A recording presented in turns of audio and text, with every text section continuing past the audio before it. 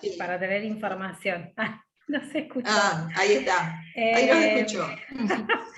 Y Bien. por otro lado, en una de las tertulias que tuvimos antes del parcial, tuvimos este intercambio, charlamos el tema de que antes, bueno, por esto de la inclusión, ahora es como más visible, ¿no? Todo, y está bueno que a los que venimos estudiando nos formen para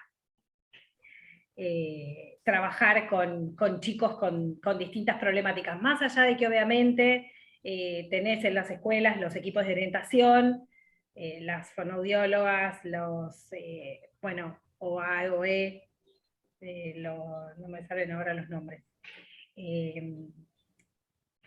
Psicopedagogos. Sí, y los... No me va a salir, Juan.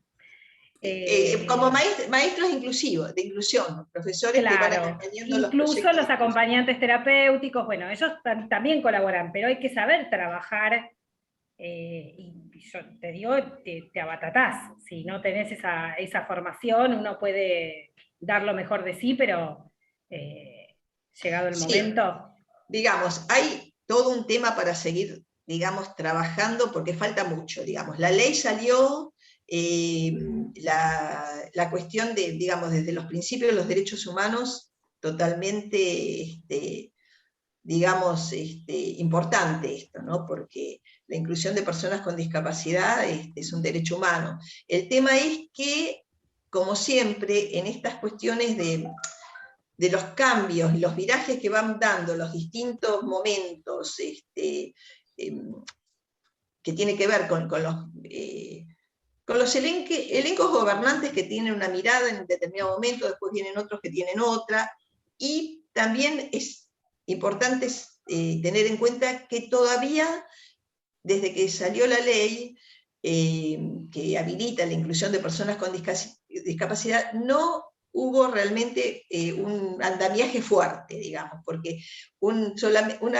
digamos, un profesor o una maestra inclusora que va 1 o 2 veces por semana no alcanza para acompañar realmente las necesidades que tienen esas personas que están incluidas en una escuela. Hay algunas que por ahí su discapacidad no los complica tanto, pero hay otras cuestiones, por ejemplo, sobre todo en los mentales, que son necesarias de atender, ¿no? Y por ahí el presupuesto educativo no está suficientemente fortalecido en esa área, en lo que es discapacidad, como para realmente hacer las cosas de una forma más seria, por decirlo de alguna manera. Pero bueno, estamos como muy atrás en eso, pero los que han tenido experiencia de ser docentes, han tenido alguna persona con discapacidad, por ahí tienen esta experiencia de que por ahí falta más, más acompañamiento. Bueno, Juanjo, ¿cómo estamos? Estás muteado.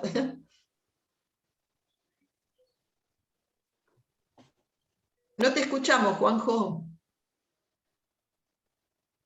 Estaba muteado. No, Irene está con una dificultad técnica para acceder al Zoom, entonces nosotros nos vamos a reunir mañana en mi casa y vamos a grabar la clase y la vamos a subir el enlace.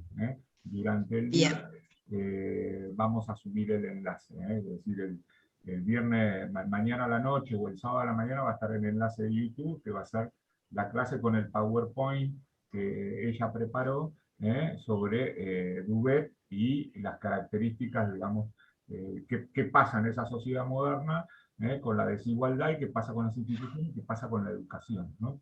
Es decir, estos interrogantes que comienzan a aparecer claramente en el eje 4 y bueno, que lo seguía de a poquito mientras conversaba con Irene, que venían conversando con Cristina, ¿no? Los desafíos en las nuevas desigualdades y las diversidades, ¿no? Es decir, y los nuevos desafíos que como decía Rocío, hoy impactan en el aula universitaria, es decir, lo que antes uno encontraba solamente en el nivel primario o en el secundario, también la pone al sistema universitario que plantear con respecto a políticas de inclusión, especialmente con el tema de las discapacidades, ¿no? Recién acá lo planteaban el tema de acceder a la bibliografía, conocer, es una dificultad, más allá de que exista un programa de voluntariado de la propia universidad y la propia biblioteca parlante, y en su momento lo tuvo la biblioteca de la universidad de personas que les leían los textos, o bueno, tienen otras, y hay otros dispositivos, pero bueno. Sí, y lo arquitectónico también, ¿no? También fíjense que las instituciones no estuvieron pensadas desde la arquitectura para la inclusión, ¿no? Aparecen estas cuestiones cuando las personas con discapacidad pueden ingresar a las instituciones. Bueno, las rampas, los dispositivos como para las personas que no, con dificultades auditivas, o bueno, es como que ahí también las instituciones empiezan a ser interpeladas en eso, ¿no? ¿Qué pasa con los baños? ¿Qué pasa con el acceso a las aulas? ¿Qué pasa con no estuvieron pensadas por mucho tiempo, ¿no? Los espacios, y también habla de una sociedad, ¿no? Que claramente cuando uno lo ve en nuestro complejo universitario, donde está nuestra facultad, es decir, uno lo encuentra de ser las dificultades en los topes en cada entrepiso, bueno, es decir, la rampa que se encuentra por la playa estacionamiento y el acceso a uno de los baños por discapacitados, digamos, eso es relativamente nuevo, es decir, no tiene tantos años, es decir, no tendrá 10, 12 años, pero no mucho más que eso, es decir, pero uno, bueno, antes había otra rampa automática en su momento, que ponerle lo veías vos, porque aparte los diseños arquitectónicos, ponerle la biblioteca, no en el edificio nuevo, sino en el anterior, que estaba en el subsuelo, era toda con desniveles, entonces era imposible para alguien con dificultades motrices, ¿no? Es decir, esto se veía claramente, ¿no? Y las barreras arquitectónicas, como dice Cristina, cuando fue pensado ese complejo universitario, se piensa en los 70, en mediados de los 70, y después se vuelve a adaptar en el propio proceso, uno lo que va a encontrar es que los pasillos son absolutamente angostos, y tiene un sentido también lo arquitectónico, en el sentido de que impide cualquier tipo de reunión. Es decir, vos salías del aula y el pasillo es tan angosto que, bueno, son... y además tenía que ver, interesante también pensarlo, porque estuvimos viendo en las semanas anteriores los momentos históricos de nuestro país en relación con el currículo. Y la época de la dictadura, digamos, nuestro edificio se creó en años de dictadura, ¿no? Entonces, como dice Juanjo, los pasillos no está pensada para reuniones, digamos, las reuniones no podían ser. Así que bueno, es interesante pensar ese edificio, ¿no? También nos habla de una época. Se pensaba que las reuniones eran actos subversivos. Claro, tal cual, ¿no es cierto? Entonces, bueno, y tampoco pensadas para las aulas, digamos, para mucha cantidad de estudiantes, porque también se seguía con imaginario de que la universidad era para una elite, no era para todos. Entonces, bueno, las aulas son bastante chiquitas. El formato de las aulas tradicionales del complejo, digamos que nosotros vamos a las aulas que había tenido la Facultad de Derecho. La Facultad de Humanidades se traslada al complejo en el año 91. Hasta el año 91 era una facultad que no tenía edificio propio, sino que funcionaba en el edificio de la actual escuela piloto, porque era el antecedente. Esta semana cumplimos 60 años como universidad, y la Facultad de Humanidades formaba parte de la Universidad Provincial, y por lo tanto su génesis era una facultad que iniciaba su actividad después de las 6 de la tarde. 5:30, 6 de la tarde, terminaba el último turno, se acomodaba, y Maipú y Marconi, ¿no? Hasta desde el punto de vista de lo que era la cartelería, se debía hacer toda cartelería que se pudiera desmontar, porque vos tenías que colgar el cartel a las 5:30, 6 de la tarde, y a las 8, 10 de la noche, las agrupaciones estudiantiles desplegaban sus carteles, lo único que daba era una cartelera fija. Entonces, cuando llega a la facultad, en las aulas, quienes han podido ir, digamos, lo que son las aulas 69, 70, o cuando uno va a la veeduría, bueno, el ancho del aula tradicional es ese. Esas son las aulas. Lo que pasa es que después lo que se hicieron es se derribaron, se pudieron ampliar derribando, pero esa era la construcción de las aulas. Había lo que hoy para nosotros es el aula 60, era el aula más grande, y las de las esquinas. Después eran todas aulas chicas, así. Bueno, esto también nos marca el perfil, y bueno, y la aula magna que tenía económicas, y el aula magna del complejo que lleva el nombre de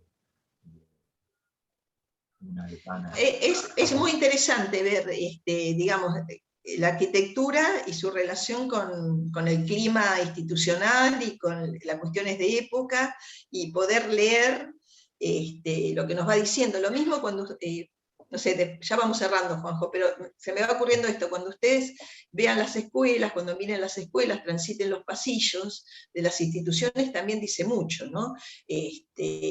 Imaginen la Facultad de Humanidades en época militar, ¿no? La cartelería, los anuncios, digamos, centro de estudiantes, eso no se iba a ver, ¿no? Las paredes dicen mucho. Lo mismo cuando entramos ahora a una escuela, ¿no? Vemos escuelas que están muy libidinizadas en el sentido de que hay mucho color, a lo mejor, digamos, no está el edificio conservado, ¿no? Pero hay como un deseo de que ese lugar sea más lindo. Entonces, bueno, vamos a ver que las maestras por ahí ponen sus dibujos, digamos, sus colores para recibir y alojar a esos chicos, o no. O hay escuelas que realmente dan mucha tristeza. Ya vamos entrando y vemos, nos agobian, nos entristecen, porque ahí hay como que falta algo, ¿no? También tiene que ver, después coincide con el clima de la escuela. A lo mejor hay un clima institucional que no está bueno, que va a coincidir como, digamos, con el edificio, las paredes de las... bueno, en la universidad también lo podemos ver. Y es curioso también comparar, ¿no? Cuando entramos en económicas o entrar en humanidades, ¿no? O entrar en derecho, qué diferente vamos viendo, digamos, vamos percibiendo cosas distintas. Los baños, por ejemplo, siempre dicen que en económica los baños son impecables, cosa que en humanidades no. Bueno, también nos va contando del perfil estudiantil, y ¿no es cierto, Juanjo? Vos que hace tanto, estás tan implicado con el tema de la universidad, hay diferencias, ¿no? En los climas, en los pasillos, por decirlo de alguna manera, de cada una de las facultades. Y sí, empecé a estudiar y después rápidamente empecé a trabajar como personal universitario, en ese momento sociedad personal no docente, en el área de la biblioteca, que estaba en el subsuelo, así que bueno, transcurrí gran parte de mi vida en el complejo, ¿no? Y uno ve los espacios y las configuraciones, ¿no? Pero esto también ¿te acuerdas cuando hablábamos en la primera parte de la escuela Palacio? Que Irene cuando decía, bueno, esa escuela monumental, con ese tipo de pasillos, con escalinata, bueno, esta arquitectura en los periodos de dictadura es un modelo que se comienza a ver en otros sistemas, en otros países también, ¿no? Es decir, no es casualidad que fuera toda vidriada, porque le daba mayores posibilidades ante un disturbio, o lo que se denomina la toma del edificio universitario. Entonces, digamos, las condiciones de toma, si una universidad es absolutamente vidriada, y es imposible, ¿no? Si uno va al edificio ahora fue demolida esa parte, quienes fueron hasta hace 8 años, más o menos 10 años, al edificio que está en 7 y 48, donde está la Universidad de La Plata, entonces está la sede del rectorado, y pegado estaba, había quedado como una adefesio eso, la dictadura había montado lo que era el viejo edificio de la Facultad de Humanidades, y las escaleras estaban preparadas para que puedan subir los caballos. Esa parte ahora, un tramo importante que será como, eran las escaleras con el formato que tenía, y como unos 15 metros, eso se demolió, entonces le dedicó a que el rectorado, que era el espacio fundacional, que no era solamente el rectorado, sino también había sido parte de la Facultad de Derecho, hoy tenga, y se eliminó eso, pero era característico, eso había sido previo, porque había sido de la dictadura de Longañato, ¿no? Pero para ver esta cuestión, ¿no? Y no era casualidad tampoco, hablando del currículum, que justamente la dictadura define un modelo de diseño institucional para esta universidad. Por lo tanto, va a cerrar las carreras de ciencia de la educación, entre otras cosas. Es decir, la carrera de ciencia de la educación se cierra junto con la de psicología y la de sociología, ciencias políticas y antropología, y queda, en ese sentido, se achica la oferta solamente a las carreras del profesorado. Estoy leyendo que acá Rocío pone, yo todavía no conozco nuestra facu. Ah, claro. Sí. Claro. Porque uno está hablando de...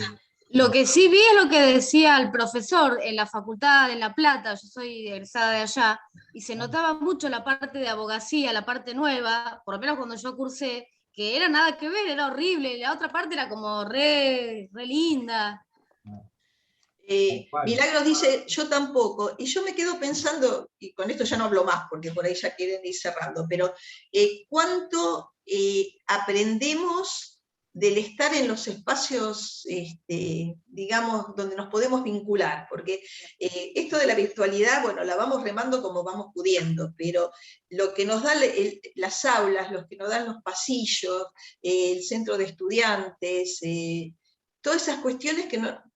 La virtualidad no nos permite implicarnos con esas cosas que tienen que ver con el clima universitario, ¿no? Donde aprendemos también otras cosas. Más allá que participemos o no de un centro de estudiantes, estas movidas de micropolíticas que se dan en la universidad también nos van formando, ¿no? Nos van abriendo a otras ventanas, a otras cuestiones, y bueno, esto nos los vamos perdiendo con la virtualidad, así que bueno, hagamos votos para que podamos tomar mate en una clase, reconocernos por los pasillos el año que viene y abrazarnos y saludarnos y bueno, todas estas cosas que da el estar cara a cara. Bueno, no hablo más, porque yo hablo mucho. No, pero a ver, compartir esa vida universitaria que uno, donde circula el café, el mate, compartimos a veces una merienda y a veces también hasta nos encontramos en el propio comedor universitario o en el espacio, los espacios de refrigerio. Es decir, hay toda una vida que, bueno, que esto también nos ha significado, como decía Rocío y como decía Milagros, es decir, yo les hablaba de una facultad a la cual ustedes no conocen y digamos, también esto nos presenta ese desafío, ¿no? Es decir, situaciones imprevistas que en la presencialidad uno daba la clase como, si usted, digamos, yo había quedado todo centralizado en una actividad que iba a plantear Irene, y bueno, lo vamos a hacer mañana, ¿no? Pero bueno, pudimos también generar este espacio de encuentro, que bueno, que es importante. Uno también sabe las limitaciones tecnológicas, desde el punto de vista a veces del alcance de la banda que uno tiene, entonces bueno, quisiera aprender, encender la cámara, pero si enciende la cámara de video, escucha muy mal, y bueno, y para uno también, para que nos toca el lugar de profes hoy, es decir, fue un desafío, digamos, era impensado, ¿no? La posibilidad de dar una clase con una serie de ventanitas y muchas de ellas, bueno, lo compartí ayer con estudiantes de la carrera de Ciencia de la Educación. Yo 2 días a la semana hago actividad con estudiantes detenidas, en contexto de encierro, están en el complejo penitenciario Batán, y bueno, pero bueno, en ese sentido, ellas, digamos, cursan y están todas en una sola ventanita de Zoom, ¿no? Entonces, bueno, Juanjo, en el chat los chicos están poniendo cosas muy interesantes con respecto a que mañana hay toda una movida de elecciones en la universidad, que está abierta, que es una buena excusa para recorrerla. Y, hasta mañana. Desde el 18 mañana. y hasta el 22 hay tiempo, hasta las 8 creo. Claudia, Las ¿fuiste? 20. Estudiantes hasta las 20. Acá Sí, Claudia, hasta las 20.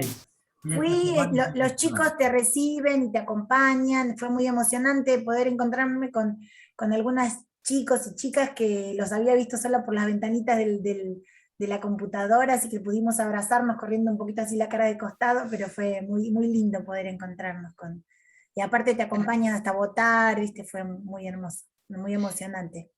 Claro, participar de esa vida universitaria, ¿no? De que esto no te lo da la virtualidad, ¿no? Y esos carteles, y los compañeros tomando mate, y pasa un profesor, y a lo mejor lo parás y le haces una pregunta, y Sí, todas las era muy movidas lindo. políticas.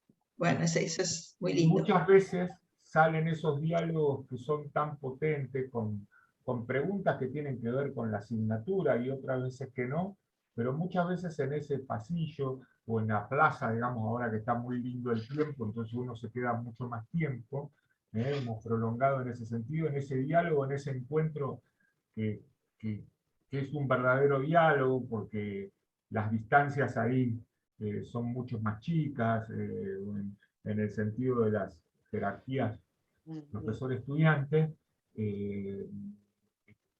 también marcan la vida de nosotros como universitarios, ¿no? Más que nada, bueno, todos ustedes están en la formación docente, ¿no? Que no es algo menor, y bueno, uno en la presencialidad siempre a veces se da ese diálogo que muchas veces en la propia aula uno no se anima a decirlo, o bueno, o espera hasta el final, ¿no? Y bueno, y para mí son muy enriquecedores y potentes, ¿no? Me parece que bueno, como decían acá las compañeras y compañeros, eh, esta cuestión de comprometerse con la vida democrática de la universidad, y esta semana es una semana donde todos vamos a votar. Los estudiantes votan todos esta semana, los profesores también votamos esta semana, y los graduados también votan esta semana, y mañana, digamos, en un solo día, vota todo el personal universitario. Es decir, es la tercera vez que el personal universitario vota para elegir la posibilidad de elegir representantes al gobierno, y bueno, esto también va demostrando, digamos, las características que tiene una institución que cada 2 años elige sus representantes en cada uno de los claustros, y bueno, y este año es una elección muy importante porque se van a elegir las nuevas autoridades de las facultades, los nuevos decanas y decanos, vicedecanas y vicedecanos, el nuevo rector y vicerrector o vicerrectora, y también los directores de departamento, que en el caso de nuestra facultad son los directores de las carreras. Esto también le pone, digamos, una dinámica que, bueno, que se vive un folclore en una comunidad que tiene estas características, ¿no? Para muchos de nosotros. Juan, sí. ¿te puedo hacer una consulta respecto del material para leer? Porque yo tengo el cronograma impreso, y a modo de ordenar la bibliografía, yo voy marcando ahí lo que voy imprimiendo para leer y demás.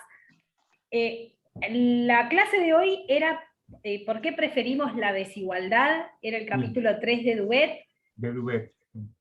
Bueno, porque eso según el cronograma no es un cuestionamiento, sino es para ordenar. Está planteado para la semana siguiente, para la semana del 28. A ver, perdóname, íbamos a ver Duvet, pero a ver, no tengo el cronograma acá encima. A ver, esperame un segundo igual. ¿Qué estaba planteado para hoy? Yo porque voy tratando de ir al día con la lectura hoy estaba y... planteado el recuperatorio y la Ley Federal de Educación. Sí, eso. Es la ley federal y para la semana pasada estaba en la ficha de cátedra, Irene. Sí, hoy en esta semana está recuperatorio, Ley Federal de Educación, y la semana que viene, estoy hablando de los teóricos, ¿no? Duvet. Se ve Duvet, lo que pasa es que hoy esto con la ley federal se iba a hacer un avance también con lo de Duvet, porque va de alguna manera implicado también. Pero sí, No, porque yo, o sea, trato en la medida de lo que puedo de tener para la clase más o menos la lectura del material, para no estar tan perdida, y yo, claro, yo tenía la ley federal ahí preparadita, y cuando por ahí hablaron de Duvet, dije, no tengo de eso, no tengo nada leído. Lo que sucede también, Irene también creo que tenía interés de también avanzar con Duvet, porque Duvet es un texto bastante denso, digamos, A ver, que es bastante complejo. Entonces, la ley federal es, digamos, es muy importante, pero es por ahí más... ¿Cómo? Para poder explicar lo macro, porque el fenómeno de la fragmentación es el fenómeno que va a caracterizar el sistema educativo de los 90, y entonces donde aparecen esas desigualdades. Ahí, digamos, tiene una relación, el lugar de los organismos, la clase de organismos internacionales, que se planteó como una clase escrita, en esa clase que nosotros veíamos, ¿qué habían hecho los organismos internacionales?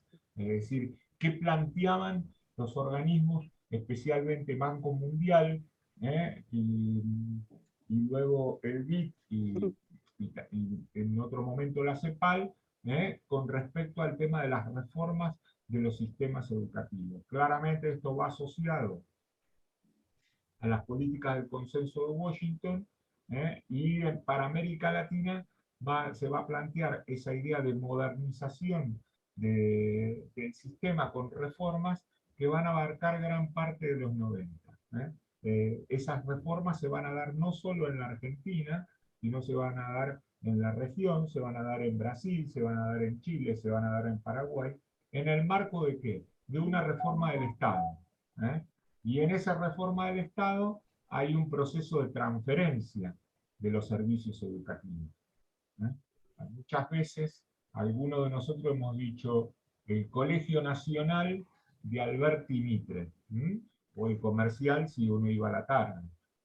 Bueno, esos colegios nacionales, en esta reforma del Estado, se van a transferir a las jurisdicciones provinciales. Por lo tanto, digamos, el Ministerio de Educación no va a tener instituciones a cargo, ni tampoco va a tener los institutos superiores, los institutos terciarios que dependían de Nación. Ejemplo, el Instituto de Arte, de Profesorado de Arte, que funciona en el mismo lugar que el polivalente en el horario de la noche. Eso va a ser transferido a la Dirección General de Escuela de la provincia. Estoy usando ejemplos locales. Lo mismo pasa en cada una de las jurisdicciones. Entonces, esto va a marcar esa línea de la transferencia de los servicios educativos. Por lo tanto, esto le va a dar al sistema también otra característica, que va a ser la característica de vos vas a tener 25 sistemas educativos en un determinado momento. Y uno lo va a ver también en cómo los propios sistemas educativos van a plantear, los sistemas educativos provinciales van a plantear cómo van a aplicar la ley de los 90, que va a ser la Ley Federal de Educación. Esa Ley Federal de Educación va a plantear la extensión de la obligatoriedad. Va a incorporar la obligatoriedad de la sala del 5 del preescolar y va a extender la obligatoriedad de los 7 años hasta el 9º. Entonces se va a concebir una escuela general básica con 3 ciclos. El tercer ciclo incluye el 7º, el 8º y el 9º, ¿no? Y acá, digamos, y después el polimodal. El polimodal no va a ser obligatorio y va a tener orientaciones. Economía y gestión, ciencias sociales, comunicación. También acá nosotros vamos a ver qué es lo que pasa con la escuela técnica. Esa escuela técnica que nosotros habíamos visto que se avanza en la década del 30 y se desarrolla fuertemente durante el peronismo y sigue después, porque iba de la mano del modelo de sustitución de importaciones, justamente el modelo de industrialización por sustitución de importaciones. Entonces, ¿qué requería? Requería otra mano de obra, requería un obrero calificado, que esto lo planteábamos cuando tenía que hacer una heladera, bueno, la línea de electrodomésticos claramente, y luego la formación en fábrica. ¿Qué pasaba acá? En este contexto, en el contexto de fuerte economía global, que era lo que seguían los postulados del consenso de Washington, y entonces esa escuela técnica va a estar vaciada de contenido. Le enseñaban a hacer el martillo, pero el martillo se vendía a su vez en el famoso todo por 2 pesos. Después quedó un programa de televisión, digamos, pero el todo por 2 pesos. Esto, perdón, Juanjo, y esto tiene que ver, como para enlazarlo con, estuvimos viendo Capital Humano en su primera y segunda versión, coincidiría con un momento de la segunda versión de la teoría del capital humano. Los 90, con esta implantación de las políticas neoliberales, que ya habían hecho punta en los 70, vuelven con fuerza en los 90, y bueno, como para enlazarlo con Aronson, que lo estuvimos viendo la semana pasada. Facundo, ¿vos querías decir algo? ¿O no? Me pareció. Porque... No, profesora, no. ¿Cómo, Facundo, que te escuchó? No quería decir nada, profesora. Ah, bien. No, esto para que vayamos viendo, pareciera en un momento que es un rompecabezas, ¿no? Porque estamos viendo el neoliberalismo, la primera y segunda versión de la teoría del capital humano, para ir articulándolo y enlazándolo con esto, que se va a cristalizar en la Ley Federal de Educación, muchos de estos principios. Y en un contexto... Vemos esa ley federal que va a plantear la obligatoriedad de la sala de 5 años, por lo tanto, si el preescolar pasa a ser obligatorio, para garantizar el derecho a la educación, los estados se deben comprometer a tener servicio educativo de 5 años. Y esto uno lo empieza a ver, donde acá lo que notaba era la dificultad, poner en el caso de Mar del Plata, para tomar ejemplo, no había el jardín que está atrás de la escuela 1, digamos, 9 de Julio y San Luis. Ese jardín surge en ese contexto de la obligatoriedad de la sala de 5. El jardín que está en Jujuy, entre Roca y San Lorenzo, es decir, a la vuelta de la escuela 31, tampoco existía ese jardín. No había oferta en esas zonas, ofertas de jardines públicos. La obligatoriedad de la sala de 5 va a generar, acá también van a existir préstamos internacionales con respecto a los planes de infraestructura, y a su vez, en ese tercer ciclo, con respecto al diseño del currículum, que es uno de los contenidos, en el caso de las asignaturas de nuestra facultad, es decir, claramente aparece la formación por áreas, y entonces la asignatura pasa a ser ciencias sociales, y eso va a generar cuáles son los contenidos de historia o de geografía que se van a ver, y después otra asignatura que va a ser formación ética y ciudadana, ¿no? Pero claramente, ¿y qué va a suceder acá también? Va a ser una irrupción de la escuela privada.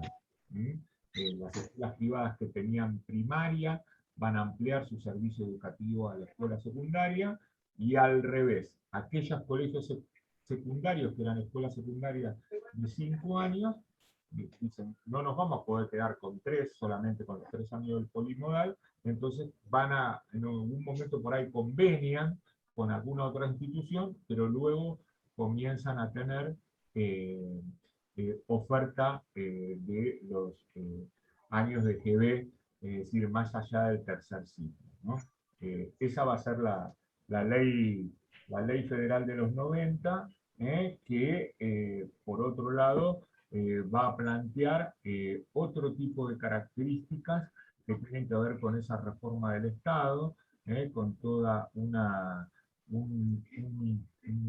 andamiaje en revistas, un andamiaje en bibliografía, que va a justificar esa reforma educativa, una reforma educativa que se va a realizar sin consenso con la comunidad educativa, es decir, las organizaciones sindicales que representan a maestros y a profesores, y a su vez los académicos y los espacios de las universidades no acompañaron la Ley Federal de Educación en ese momento. A diferencia de lo que luego vamos a ver en las otras clases, que va a ser la Ley de Educación Nacional del 2006, y la ley. Esto también va a llevar a una implementación por parte de la provincia, ¿no? Y acá voy al ejemplo de qué pasa en cada jurisdicción.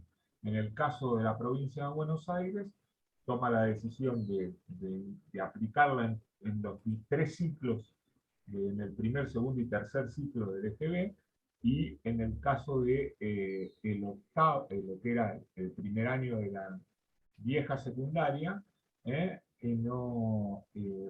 va a pasar a ser el octavo, entonces se va a primarizar el octavo y el noveno. Entonces se dice, esos 2 primeros años pasan en un primer momento, esto fue muy caótico, porque las escuelas primarias, en algunos casos, que eran responsables de sede de toda la EGB, tenían que articular con 4 o 5 colegios, edificios de colegios secundarios, que uno lo podía ver con la escuela 10, o con la escuela 5, o con la escuela 6. Bueno, la verdad fue bastante traumático en este sentido, ¿no? Y lo que también esto va a plantear es una profundización de la desigualdad.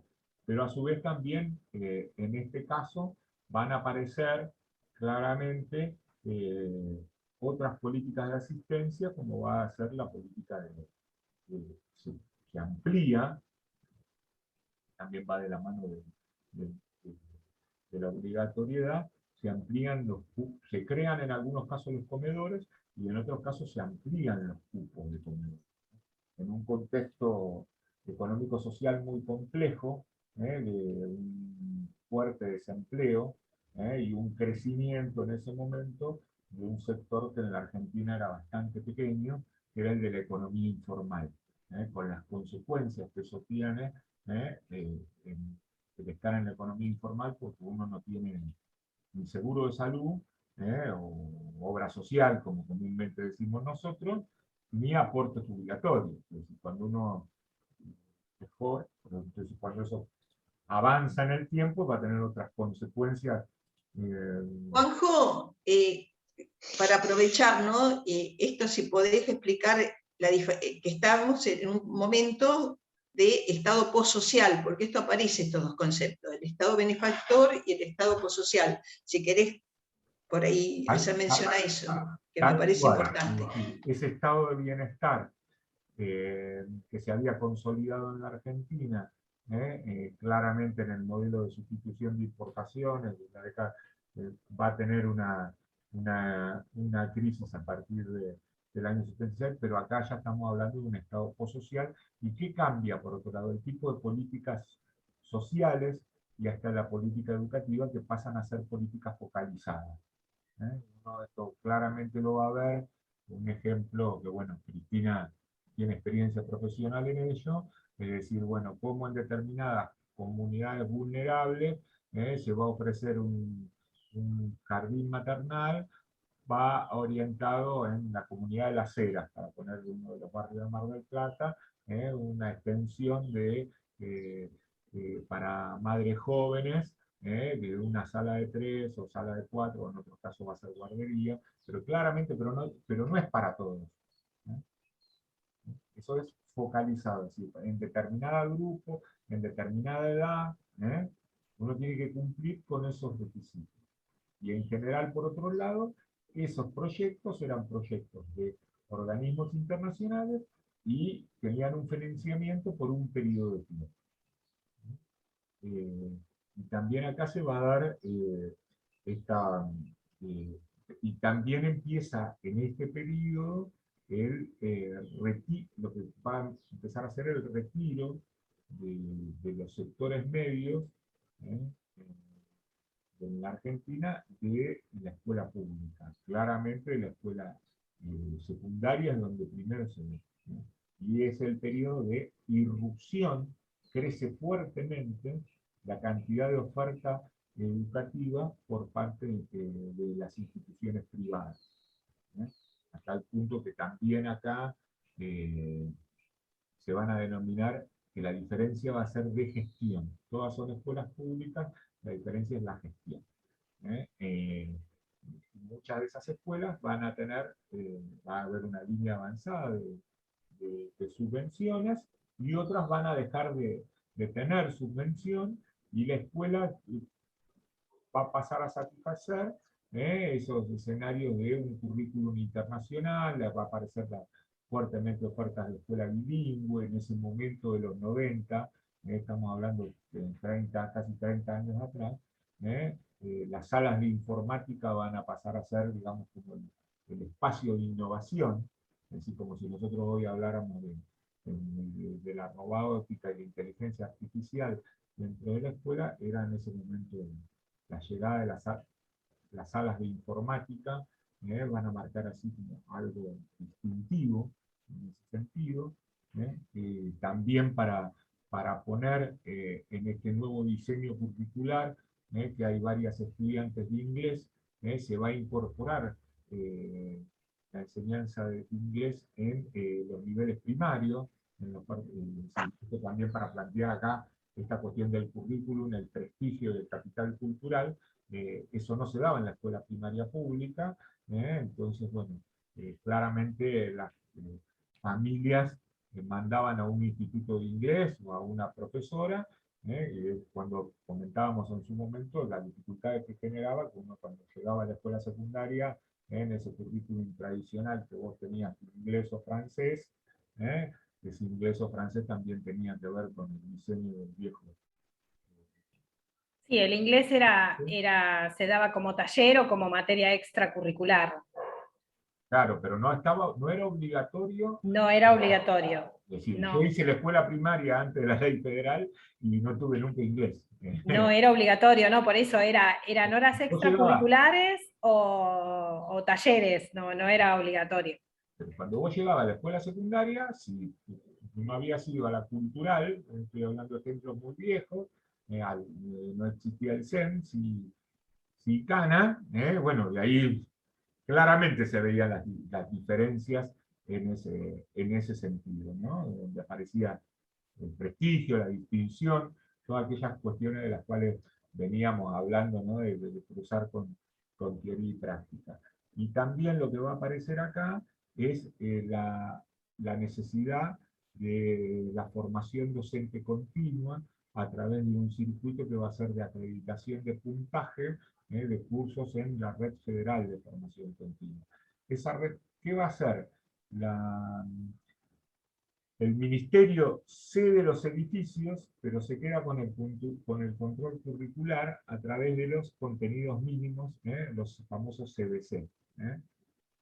transfiere por un lado, pero centraliza por el otro. Y por otro lado, va a ser también es el que va a habilitar qué instituciones son las que pueden dar, públicas o privadas, las que pueden dar los cursos de la Red Federal de Formación Continua.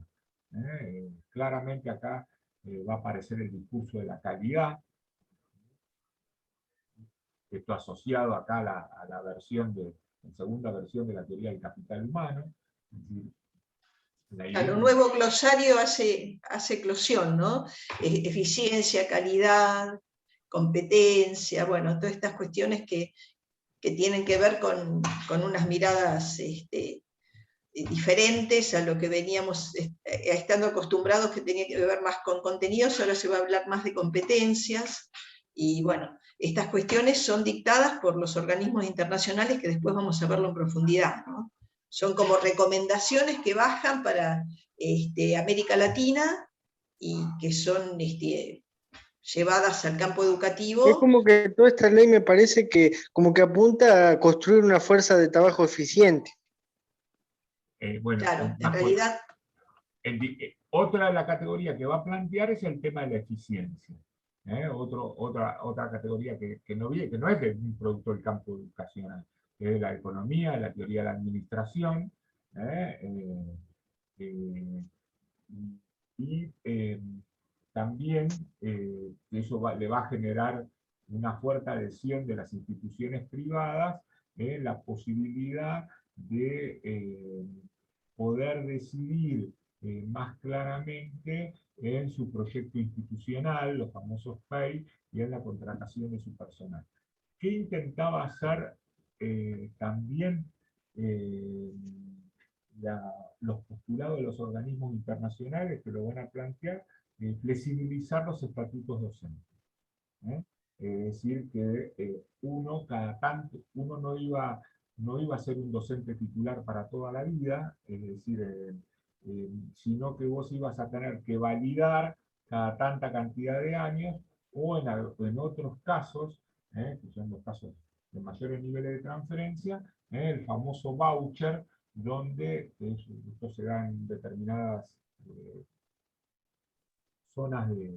se da en determinadas zonas de los Estados Unidos, también lo aplicaron la dictadura pinochetista en Chile, lo aplicó, es decir, entonces, y esa comunidad integrada por un equipo directivo, por padres, ¿sí?, contratan un equipo docente por un periodo de tiempo. Si alcanza los objetivos, lo vuelven a recontratar. Por lo tanto, esto está planteando un tipo de flexibilidad y en una lógica fuerte de la competencia. Planteaban estímulos con respecto a pagos diferenciadores por títulos, títulos de posgrado, conocer que todavía en la década del 90 eran muy minoritarios los docentes que uno encontraba con posgrados. Bueno, también en este periodo va a empezar las licenciaturas por complementos curriculares, aquellos egresados de profesorados terciarios, y acá va a empezar también una oferta virtual. Comienza con una oferta virtual a distancia, absolutamente asincrónica en ese sentido, pero bueno, esto también nos va marcando. Y después, cuando uno puede hacer, no está colgado el artículo ahí, hay un profe uruguayo que se llama Nicolás Bentancur, que él va a analizar la reforma en Uruguay, Chile, Uruguay, Brasil y la Argentina, y entonces va a decir que, bueno, que el paquete era uno, pero luego se profundiza según las realidades económico-políticas económico-sociales de cada lugar, ¿no? En Argentina... Sí, yo siempre tengo en cuenta una observación que hace respecto Adriana Puigros, que dice que en Argentina estas reformas no pudieron ir tan a fondo como sucedió, por ejemplo, en Chile, porque acá teníamos una tradición sindical muy fuerte, que realmente la reacción de los sindicatos docentes y del movimiento docente fue muy adversa a estas reformas y se opuso desde un principio. Por ese motivo, no pudo ir a fondo, porque en realidad Adriana Puigro siempre marca esto, de la mercantilización de la educación que empieza en los 90. La presión del colectivo docente y con alianzas, esto también se pudo ver en lo que era el proceso de transferencia de los colegios, donde en muchas ciudades de diferentes provincias, la comunidad educativa en su conjunto resistía la transferencia de esa institución a la jurisdicción provincial. Por lo tanto, ¿qué nos va a quedar a partir de ese momento? Un Ministerio de Educación sin escuelas a cargo.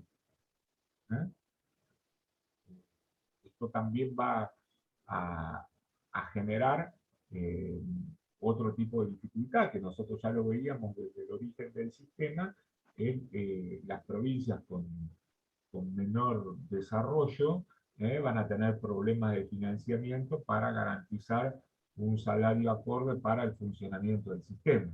Entonces, bueno, esto lo planteo así porque luego a través de una lucha docente va a venir una respuesta que va a ser en un primer momento el fondo de incentivo docente y luego otro tipo de políticas de volver a recuperar una paritaria salarial para poner a decir, bueno, pongo un piso mínimo que, como diría Fieco, de Ushuaia a La Quiaca, los docentes después tienen las bonificaciones por zona, que son características de cada lugar, ¿no? Pero en esto que planteaba Cristina es fuerte, y en la Argentina no se modifica la ley de educación superior, pero la presión hace de que no se pueda garantizar, la presión hace que social, de la comunidad universitaria y de la sociedad en general, que defiende la gratuidad de la enseñanza universitaria. En términos de Giroux, sería resistencia, ¿no? Hubo resistencia en ese caso. Se pudo articular movimientos que ya estaban, que son los sindicales. Pensemos que después de la dictadura militar se empezó también a reorganizar los sindicatos docentes, y bueno, tomaron fuerza, realmente el movimiento sindical docente es fuerte. Y eso fue uno de los factores de resistencia a que esta Ley Federal de Educación, dictada por los organismos internacionales y que tendía a una mercantilización de la educación, no pudo avanzar a grados como avanzó, como decía Juanjo recién, en Chile, ¿no? Fíjense que en Chile las resistencias universitarias, desde hace poco tiempo, son consecuencias también de este modelo que se instaló y que es un modelo para pocos, ¿no? Así que es interesante ver cómo se pudo desarrollar en mayor o menor potencia en distintos lugares de América Latina, ¿no? Cada uno con nuestras historias y nuestras tradiciones. Acá fue una fuerte resistencia, hubo, sí. Y ese estado postsocial del cual habla, entre otros, Daniel Filmus cuando hace categorizaciones, en este contexto del consenso de Washington, de una economía globalizada, en el marco macroeconómico de los grandes acuerdos de libre comercio, donde empiezan a aparecer los bloques económicos, es decir, ahí empieza a aparecer una institución mayor a la del Estado-Nación, y a su vez, por otro lado, que pasa con la circulación de bienes y productos, ¿no? En esto que está, pues, este tema de lo global viene para quedarse y genera desafíos y resistencias, ¿no es cierto? Entonces una cosa son las aperturas económicas en los países centrales, y otra cosa son las aperturas económicas en los países periféricos. Bueno, entonces, bueno, también acá hay fuertes desafíos en este sentido, ¿no? Y decir, bueno, ¿cómo por otro lado esa escuela cambia su paisaje, y acá hay donde claramente el proceso de fragmentación del sistema se va a dar, y bueno, y uno va a encontrar que el impacto de esas políticas de los 90 va a ser que justamente escuelas donde estaban ubicadas en sectores trabajadores donde existían industrias importantes, muchas de esas industrias con la apertura económica son cerradas y por lo tanto esa comunidad educativa va a tener, deja de tener hijos de trabajadores para pasar a tener hijos de desocupados, ¿no? Por lo tanto la demanda de la escuela pasa a ser otra. ¿Se entiende esto? Porque nuestra ciudad de Mar del Plata en ese momento pasa a tener el índice de desocupación más alto del país, 26%. Se generaba que Mar del Plata tenía hasta la década del 80, con sus altas y bajas, una posibilidad de un segundo trabajo, la temporada, viene para plantear acá el impacto hasta en un sector como va a ser el de la pesca. Y bueno, porque también lo que se da es un proceso de privatización de empresas, y por otro lado de compra de empresas por grupos económicos internacionales. Proceso de privatización que también va a aumentar el desempleo, como casos clásicos como la privatización de Entel, del Estado, de Obras Sanitarias de la Nación. En el caso de Mar del Plata no, porque es una sociedad de Estado que participa en el municipio, pero esto va generando privatizaciones de bancos provinciales, no se da en el caso nuestro del Banco Provincia, pero bueno, ahí justamente, y acá es donde van a aparecer los primeros planes sociales, que en ese momento se denominaban Plan Trabajar. Y va a iniciarse otra cuestión, que viene para quedarse. En estos 90, toda la demanda social comienza a ser planteada en la puerta de los municipios. Es decir, en las propias oficinas de los municipios, con las áreas de producción y las áreas de desarrollo social. Es decir, ese es un actor nuevo que vino para quedarse. Pero bueno, en este marco de las políticas de las desigualdades, de la cual va a hablar Dubet, Irene lo que quería plantearlo era ponerlo en el contexto ese para que después nosotros bajáramos a la reforma. Así que bueno, Griselda, hemos dado con Cristina así algunas pautas de por dónde empezar a ver esa lectura que, como decimos, pasa a tener una obligatoriedad de la enseñanza inicial que luego en la próxima ley se va a plantear, y solamente lo que le incorpora es el octavo y el noveno. Seguimos manteniendo todavía que no hay ley obligatoria en la escuela secundaria. Lo que Miriam Sadwell va a decir en algún momento, que esa escuela secundaria del bachillerato mitrista, que vimos en las primeras clases con el texto de estructura académica de Ruiz, no tiene una ley obligatoria, no llega a consensuarse nunca qué plantear para la escuela secundaria. Hay intentos, y bueno, todo acá lo que hacemos es el octavo y el noveno, que como dije, en la provincia de Buenos Aires lo va a plantear pasándolo a la escuela, extendiendo la escuela primaria, y en otras jurisdicciones lo que van a hacer es transferir el séptimo grado para que sea el primero a la escuela secundaria. Sí, pero esa obligatoriedad se mantiene. Recién va a venir en la Ley de Educación Nacional 2006, donde se va a plantear 2 ciclos de 6 y 6, se va a bajar la obligatoriedad del nivel inicial, y el desafío de la obligatoriedad de la escuela secundaria. Bueno, recuperamos el encuentro desde otro lugar, más allá del inconveniente, y bueno,